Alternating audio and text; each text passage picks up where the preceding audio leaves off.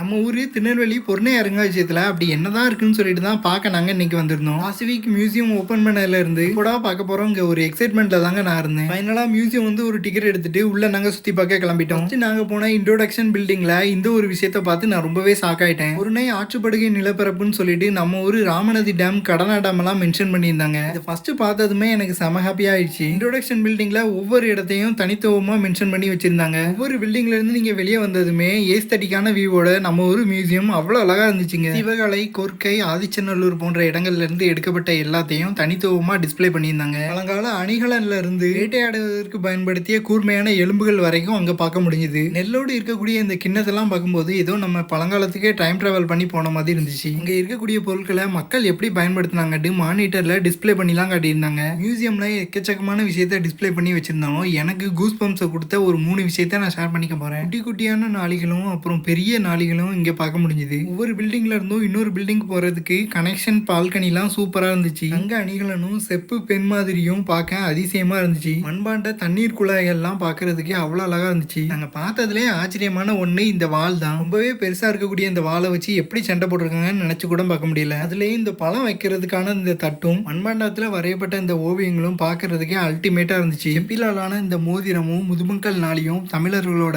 வாழ்க்கை முறையை அழகா எடுத்து காட்டுச்சு. இந்த வட்ட சில்லுகளை பார்க்கும்போது நம்ம 90s கிட்ஸ் நொண்டி விளையாண்டதான் எனக்கு ஞாபகப்படுத்துச்சு. மீன் பிடிக்கிறதுக்கு பயன்படுத்திய தூண்டில் முள்கள்லாம் அவ்வளோ அழகா இருந்துச்சு. தண்ணீர் குழாய்களை பார்க்கும்போது சொல்ல வார்த்தையே இல்லைங்க. நம்ம ஒவ்வொரு இடத்தையும் ஏஸ்தட்டிக்கா செம்ம அழகா மெயின்டைன் பண்ணி வச்சிருந்தாங்க. மொத்தம் எல்லாத்தையும் ஒரே வார்த்தையில சொல்லணும்.